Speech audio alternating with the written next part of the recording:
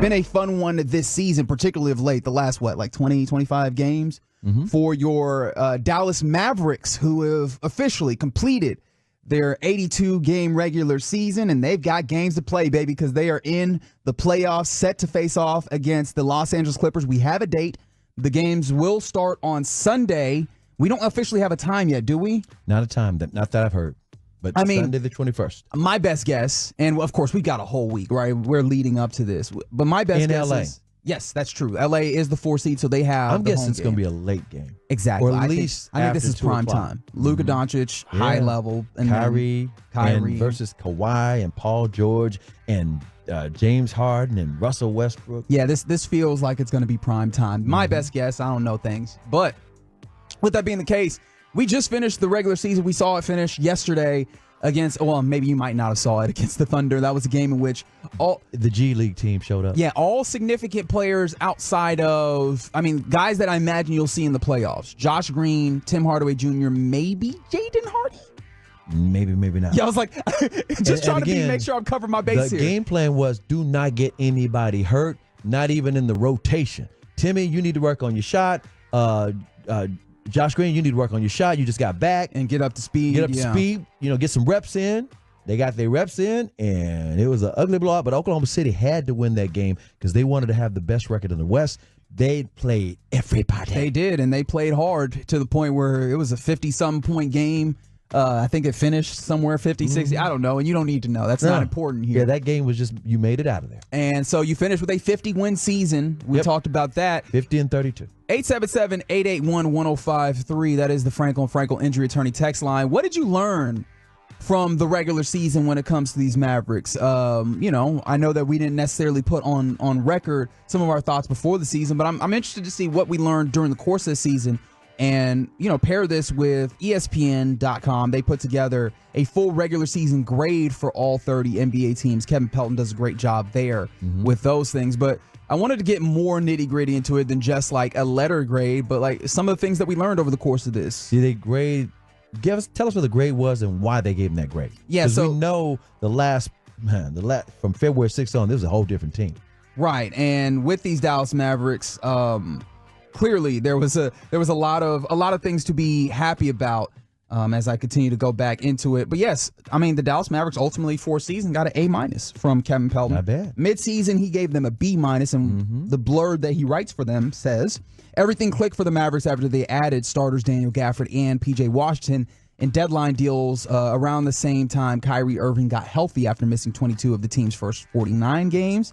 Add in MVP caliber campaign for Luka Doncic, and Dallas was one of the NBA's better teams after the break, moving up to the 5th seed in the West a year after finishing outside of the top 10. So, a very basic synopsis of the season, but absolutely correct, right? Like this thing just became different when they made that trade and they had more options available to them. I remember vividly that game against the Thunder. I believe that was the first one where you got those new guys playing after the trade deadline. You did the Oklahoma City Thunder dirty, a team that had been playing well, and I remember tweeting out, oh, this is different now. Yeah. As a matter of fact, they did to Oklahoma City basically what Oklahoma City did to their scrubs other night.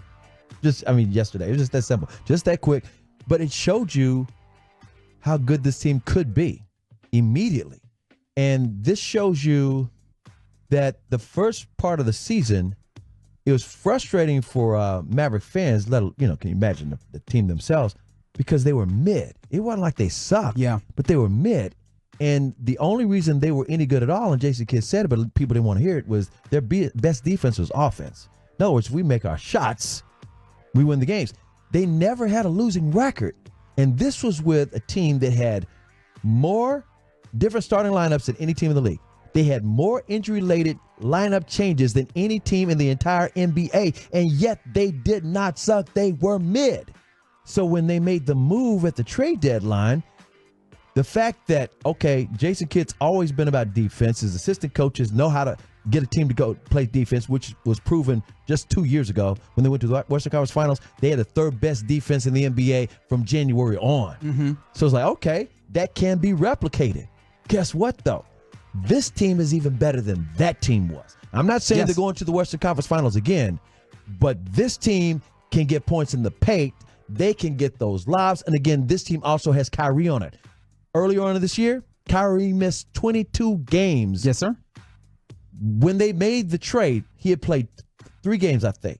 He wound up playing more games in a row, 31, than he had played since 2016 when he was the Cleveland Cavaliers. And that impact alone showed you, guess what? You got PJ, you got Gaff, you got Luka, you got Kyrie, you got anybody else you put, Dereck Lively, Derrick Jones Jr., you got all these different pieces, the rotation that looks good. Oh, as the national experts are saying, this is a dangerous team. This team nobody wants to face because they can beat you all kinds of ways. And you got to give major props to Luka. They were mid because Luka wouldn't let them become mid. He was the star amid all that mess with all the injuries. And he kept it where they were still in the hunt, and all of a sudden they just took off. Because remember, when they made those trades, they were flirting with 8. They were flirting with 8. That's as low as they went, flirting with 8. Now, I talked about some of the things that we learned. I'll give you a couple of things for sure that I felt like I learned this season. And I'll start with this. Luka's ready to be a real deal superstar, right? And I want to preface all this by saying, remember, he is 25 years of age right now. He started this season 24 years of age, right? He was still always very young. However, there were still questions of, is Luka going to take his health and fitness seriously?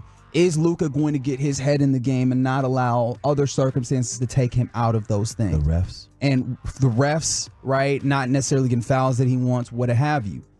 He is shown a huge improvement in those ways, right? Like the ways in which, he's shown up and he has looked maybe his healthiest and of course some of this has to do with playing basketball in the offseason, which are things that I don't know that you can necessarily. He brought over some chefs. Right, you can not necessarily knock him for, but yes, he has gone to a place where now he is taking this a whole different level of seriously. Something in that that regard. Dirk used to do. Absolutely, right. All them plates that we see him walk in with was in part because, he loves his wife, but also making sure that he was on his grind, taking this profession as seriously as I think is reasonable for him. And I think Luka Doncic reached that place in addition to the clear lock-in when it comes to you have to play on every portion of the court, both sides of the basketball. You've seen that. And those are the commitments to the game that you see from real deal superstars. He had the talent before.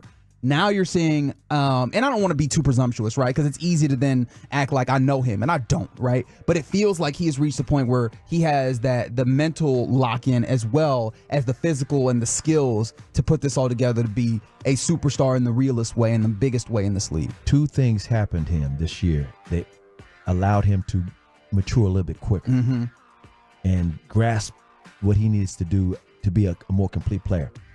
Number 1, he had a baby daughter. Yeah. Okay. He and his fiancee, Honoria, they had a little baby daughter back in November. And that automatically matures the guy. It really does. If you have a kid, if you're around for the kid, if you stick around and you're not just, okay, I had a kid. The other part is Kyrie Irving. Do not underestimate the influence of Kyrie. Yeah. He totally admires the hell out of Kyrie, and Kyrie is chill. You don't see Kyrie argue with refs. You don't see Kyrie being demonstrative.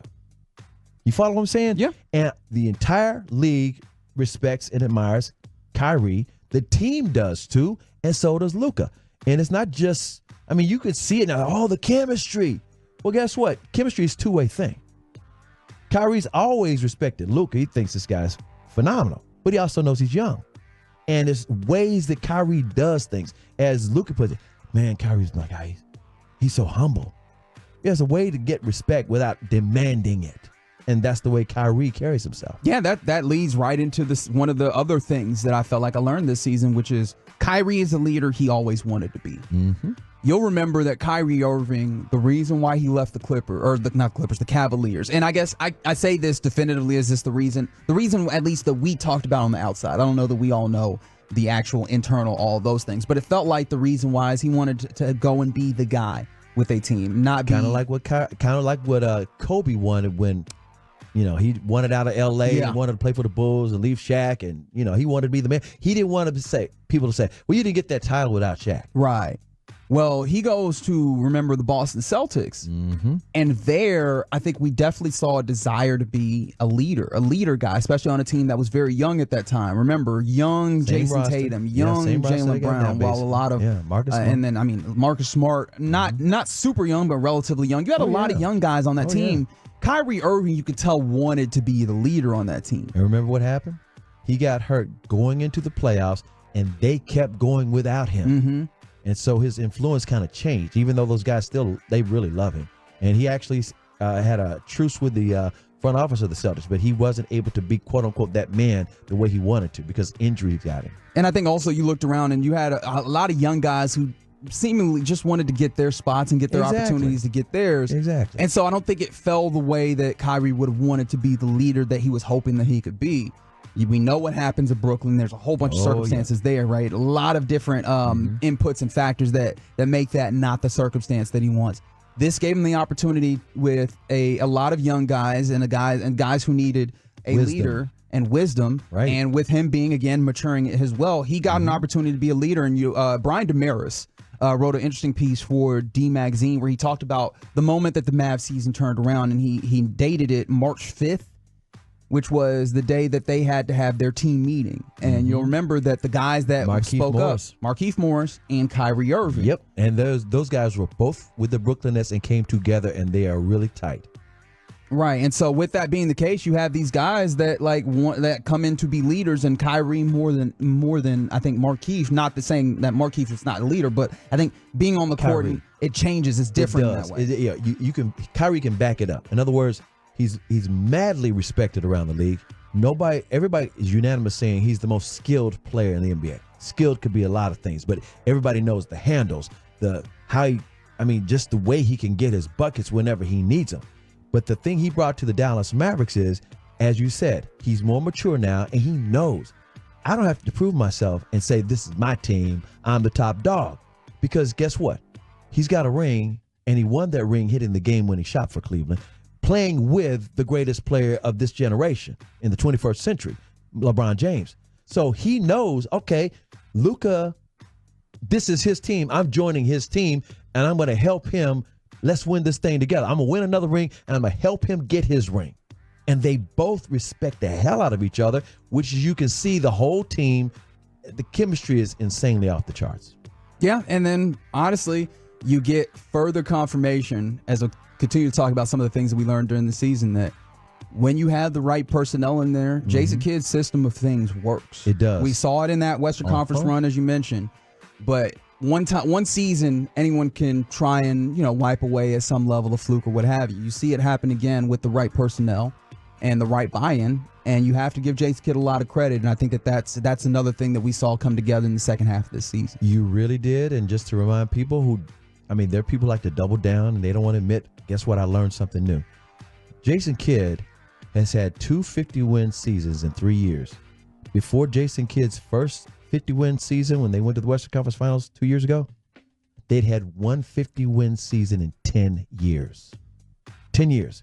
When he was named the Brooklyn Nets head coach, first time coaching, he took a team that was veteran with Kevin Garnett, Jet Terry, Paul Pierce, those guys. They started off slow like this year's Mavericks team. You can look it up. Everything I'm saying, you can Google it up. They started off slow. People were saying he didn't know how to coach. By the time they got to January, they made a run like they're doing with the Mavericks right now. And guess what they did?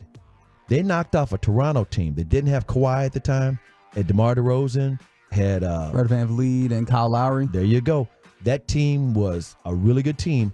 They knocked them out of the playoffs as I think they were 7th or 8th seed. And Jason Kidd came in second in voting for NBA Coach of the Year. People don't remember that part. And because of the way he won with the Brooklyn Nets, he felt like he had the power to tell the front office, you got to do some things. We got to get these kind of moves made. And they wouldn't listen to him. And the reason he wound up with Milwaukee, he didn't get fired from Brooklyn. People, he got fired. No, he didn't. He said, I want out. I know some people in Milwaukee, the new owners. I've known them from New York days. And they said, come here, J. Kidd. And Brooklyn said, no. We want a first-round pick.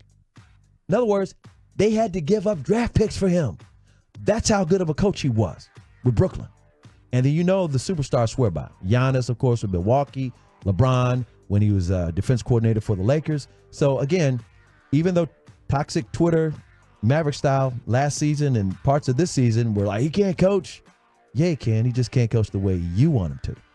So those are some of the things that I feel like I learned and that we learned over the course of the regular season from the 2-4, from the 9-4-0. This team might be better next year with the whole season together, and I think that's true. However, you don't have to wait till next season. There's still the playoffs to be had that begins on Sunday as they start in L.A. Yes, in L.A. at Crypto.com Arena, which is, by the way, the final time this postseason that the Clippers will play in that arena for their home arena. But yes, the Mavs begin their postseason run, and it starts on Sunday against the Clippers in L.A.